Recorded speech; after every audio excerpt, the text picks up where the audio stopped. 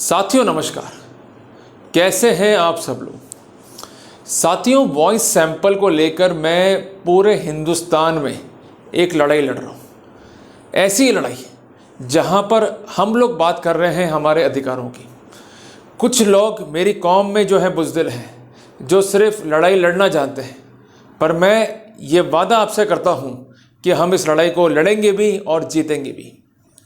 एक बात मुझे हमेशा ही याद आती है, सूरा सो पहचानिए जो लड़े दीन के हेत, पुरजा पुरजा कट मरे कबू न छाड़ू खेत।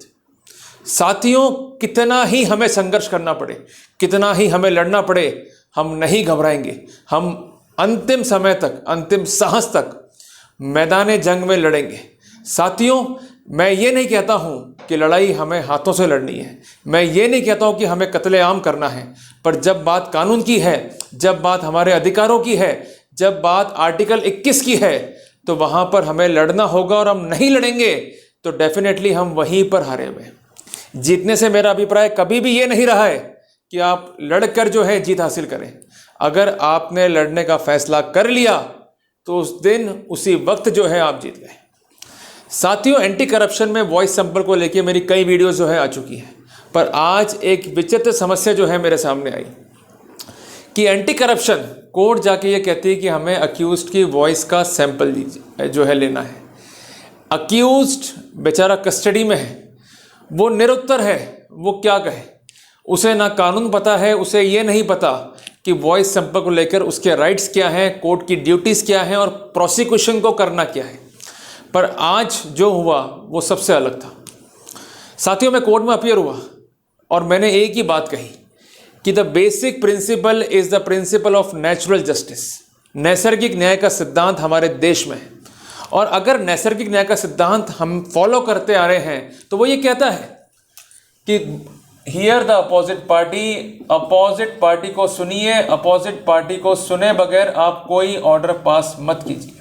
ये क्यों कहा है बार बार सुप्रीम कोर्ट ने? ये इसलिए कहा है कि अगर कोई ऐसा आदेश हो गया जिससे किसी इनोसेंट्स के राइट अफेक्ट हो गए तो कानून हमें कभी माफ नहीं कर पाएगा। कानून ये कहता है कि भले ही 99 गुनहगार बच जाए, पर अगर एक निर्दोष फंस गया तो ये अतिशयोक्ति होगी। It would be a great mockery of justice if a single person who is innocent and convicted in the due course. साथियों, एक इंपॉर्टेंट बात है कि हियरिंग में क्या क्या इंक्लूड है ये भी हमें समझना होगा। हियरिंग में वो समस्त अधिकार दिए गए हैं जो केस को लड़ने के लिए आपको एक सक्षमता जो है प्रोवाइड करते हैं, जिस कारण मैं एम्फेसिस करूंगा आज सेक्शन 207 सीआरपीसी के ऊपर। और ये राइट आज अक्यूज ने एक्सरसाइज करा है, क्योंकि आप जब भी एसीबी तक पहुंचते हो या एसीबी के कोर्ट तक पहुंचते हो तो आपको ये कहा जाता है कि सैंपल दीजिए, आप वहीं पर घबरा कर सैंपल दे के आ जाते हो।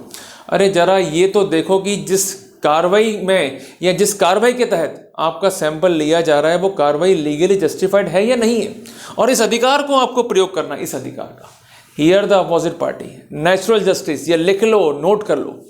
अगर ये अधिकार आप प्रयोग में नहीं लोगे तो अपोजिट पार्टी तो वैसे ही आपका गला घोटने में लगी हुई है। वो चाहती ही नहीं है कि आपको किसी अधिकारों का जो है ज्ञान हो, वो चाहती नहीं है कि उन अधिकारों को आप इन्फोर्स करो, वो चाहती नहीं है कि उसके तहत आप एक लीगल वॉर, एक लीगल फाइट, एक ड्यू कोर्स पैटर्न जो है अडॉप्ट करते हुए केस से फ्री हो जाओ।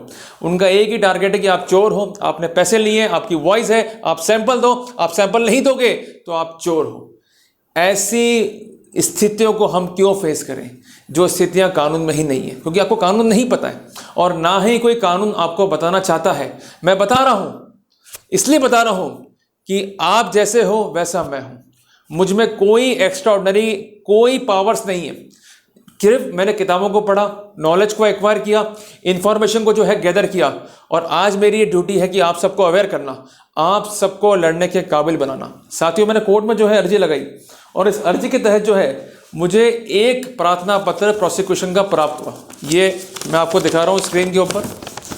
इस प्रार्थना पत्र में क्या था कि ये कानून है जिसके तहत सैंपल लेंगे और अल्टीमेटली सैंपल के लिए मजिस्ट्रेट नियुक्त करने की कृपा करें। बड़ी शर्म की और हैरानी की बात है कि अभियोजन ऐसी बातें कोर्ट में लेके आ रहा है जब सुप्रीम कोर्ट ने खुद ये कह दिया कि वॉइस सैंपल के कोई प्रोविज़न धारा 53, धारा 53A, धारा 311A सीआरपीसी में नहीं है। जब प्रावधान ही नहीं है तो मिसलीडिंग स्टेटमेंट कोर्ट में क्यों? जरा सोचिएगा। मैं थोड़ा सा प्रार्थना पत्र जो है पढ़ना चाहूँगा, केवल मुख्य मुख्य बातें, क्योंकि यहाँ भी मेरा एक प्रिविलेज है कि मेरे और मेरे क्लाइंट के बीच की जो बातें हैं वो रिकॉर्ड पर नहीं आनी चाहिए, बट कुछ एक बातें जो इंपॉर्टेंट है, जो लीगल पर्सपेक्टिव है, वो जानना आपके लिए भी जरूरी है। कि इन्होंने क्या लिखा कि इस क्रम में माननीय उच्चतम न्यायालय का न्यायिक दृष्टांत सुधीर चौधरी बनाम राज्य डेटेड सो एंड सो। बहुत अच्छी बात है जी। आरोपी के विरुद्ध उस नमूना आवाज बाबत इंकारी पर न्यायालय द्वारा एडवर्स इन्फ्रेंस लेने वाली बात, 114 जी एविडेंस वाली बात, इसके अलावा धारा 6, 7, 8, 73 एविडेंस एक्ट वाली बात, और कई कानून सुप्रीम कोर्ट के लिखते हुए लिख दिया कि सैंपल दीजिए। अरे सबसे इंपॉर्टेंट बात कि ये कानून जो है और वॉइस सैंपल जो है ये एक डिफर थिंग है, क्योंकि अगर सुप्रीम कोर्ट ने कोई लॉ बनाया है और वो स्थितियां कानून में एग्जिस्ट नहीं करती हैं तो आपके संवैधानिक अधिकार सुरक्षित कैसे रह पाएंगे? आज प्रोसिक्यूशन ये कहती है कि हमें आवाज़ का नमूना दीजिए, पर प्रोसिक्यूशन ये कभी नहीं कहती है कि हम संवैधानिक पैरामीटर्स को फॉलो करना चाहते हैं, हम विधिक पैरामीटर्स को फॉलो करना चाहते हैं, अक्यूज्ड को फर्दर अपील का राइट देना चाहते हैं, अक्यूज्ड के खिलाफ रिपोर्ट आ भी जाती है तो अक्यूज्ड के लिए प्रोसीजर होगा, इसको हम लेट डाउन कराना चाहते हैं। वो बात पकड़ के बैठे हैं जो उनके फायदे की है। ये स्थिति उस तरह से है जो महाभारत में हुई थी संजय और धृतराष्ट्र के बीच में, कि जो संजय ने पढ़ाया धृतराष्ट्र को वही धृतराष्ट्र ने जो है सच मान लिया। पर साथियों, आज हम इंडियन कोर्ट्स की बात करते हैं तो हमें इन पॉइंट्स पे जाकर लड़ाई लड़नी होगी। कई कानून जो है हमारे पक्ष में हैं, कई बेसिक कानून ये भी कहते हैं, इवन जो रिसेंट कानून है वो भी ये कहता है कि जो चीज़ पार्लियामेंट्री लॉ में नहीं है उस पॉइंट पर एडजुडिकेट करके सुप्रीम कोर्ट कोई नया निर्णय पास नहीं कर सकती है। इसके बावजूद भी ये स्थितियां लाई जा रही हैं कि वॉइस सैंपल लिया जाएगा, वॉइस सैंपल के लिए जो है हैरेसमेंट किया जाएगा। एक बात जरा समझिए कि वॉइस सैंपल के लिए कहना, नंबर 1, वॉइस सैंपल के लिए डायरेक्ट करना, नंबर 2, और वॉइस सैंपल के लिए कंपेल करना, नंबर 3, ये अलग अलग स्थितियां कानून में हैं। कोर्ट कभी भी एविडेंस क्रिएट नहीं कर सकता है, नोट कर लीजिए, कोर्ट एविडेंस क्रिएट नहीं कर सकता है, कोर्ट कंपेल नहीं कर सकता। Any evidence obtained by compulsion is totally illegal. Challenge कीजिए, अगर ली गई है चैलेंज कीजिए स्लाइड के अंदर।